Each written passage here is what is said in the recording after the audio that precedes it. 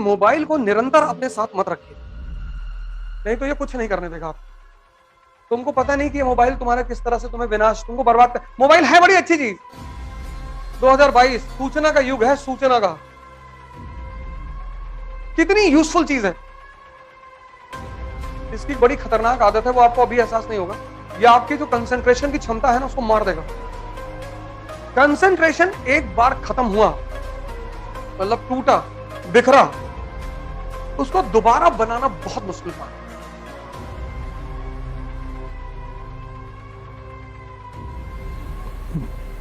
जय हिंद फ्रेंड्स।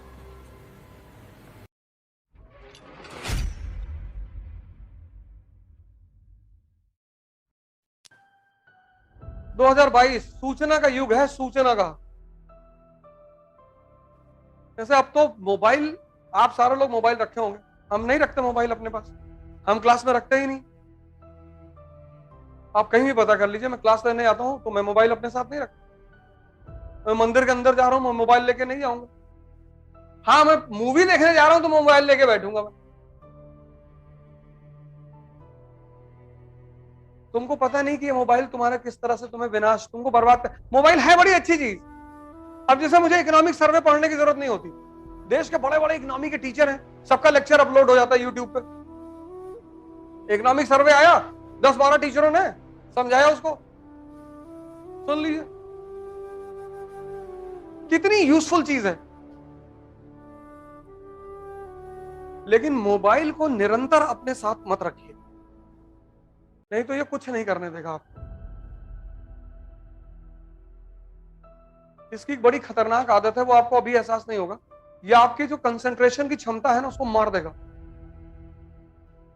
फिर कुछ भी करोगे, कुछ भी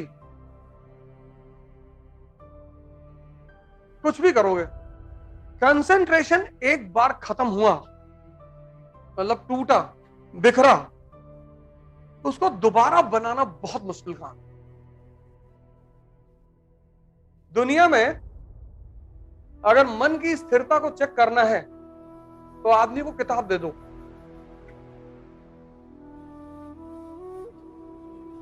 मन जो है ना, सारी किताबों को अब्सॉर्ब नहीं करता।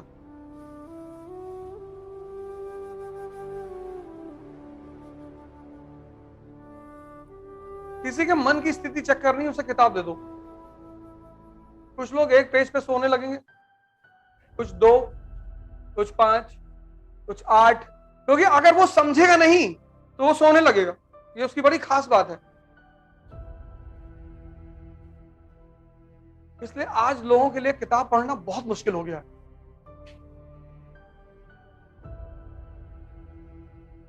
और उसकी मेन वजह है ये मोबाइल। इसने लोगों के कंसंट्रेशन को खत्म कर दिया, मार दिया।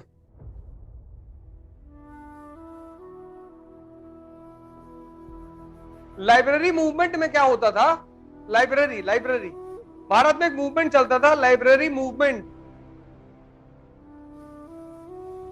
लाइब्रेरी मूवमेंट क्या होता था कि हर गांव में एक न्यूज़पेपर आता था, एक कम्युनिटी रूम होता था, वहां पे एक चारपाई रखी होती थी, और उस गांव का जो पढ़ा लिखा आदमी होता था वो उस पूरे न्यूज़पेपर को पढ़कर गांव के लोगों को सुनाता था। 4-5 गांव के लोग मिलकर आते थे सुनने के लिए। यह परंपरा आज भी जारी है इस देश में। सुबह 6 बजे लोग चाय की दुकान में पहुंच जाते हैं, और जितना अच्छा करंट अफेयर उनका है उतना तैयारी करने वालों का नहीं, क्योंकि न्यूज़पेपर को तैयार करने का एक ही तरीका है, ग्रुप।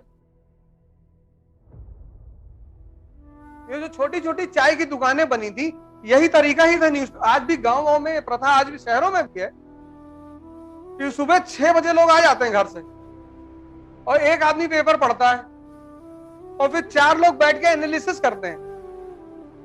और जितने गांव के आदमी को यूक्रेन और रूस के बारे में इंफॉर्मेशन होगी, उतना इस क्लास में बैठे हुए लोगों को नहीं होगी।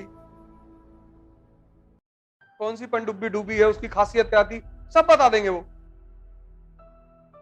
क्योंकि 6 से 10 बैठना है दिन भर। सुबह 6 बजे एक चाय ले ली, बैठे हुए। और 4 लोग रूस की तरफ से हैं, 2 यूक्रेन की तरफ से हैं।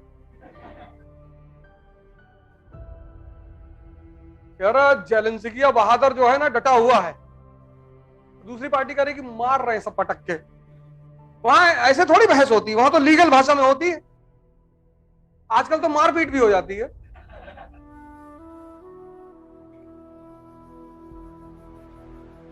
लेकिन एक बार मैं बार बार आपसे कहता हूं कि पढ़ने लिखने से कुछ नहीं होता ही नहीं,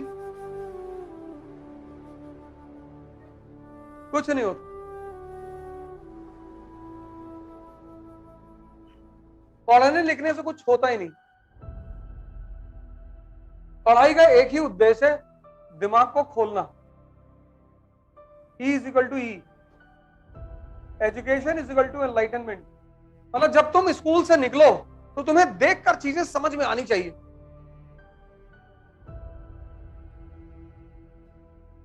अगर तुमको चीजें देखकर समझ में नहीं आती तो पढ़ने से कोई फायदा ही नहीं। कुछ नहीं होता पढ़ने से, कुछ होता ही नहीं। पढ़ने का एकमात्र उद्देश्य है दिमाग को खोलना। पढ़ना नौकरी के लिए नहीं होता है।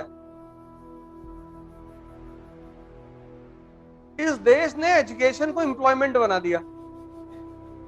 पढ़ना मतलब नौकरी।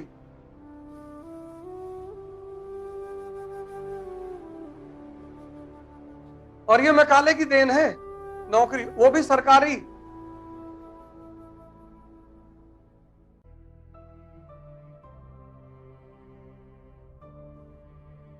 बाईस साल का लड़का यहां डिप्रेशन में, 22 ईयर्स, 19। इसीलिए जानवर की जो योनि है वो निकृष्ट योनि मानी गई है, क्योंकि वहां उत्थान का कोई रास्ता नहीं। जानवर इंद्रियों पर पैदा हुआ, इंद्रियों पर मरेगा। मनुष्य एकमात्र प्राणी है जो इंद्रियों पर पैदा तो हुआ है, लेकिन इंद्रियों से उठकर वो अपनी चेतना तक जा सकता है। मतलब भगवान बनने की क्षमता है उसके अंदर। ये धर्म का उद्देश्य है।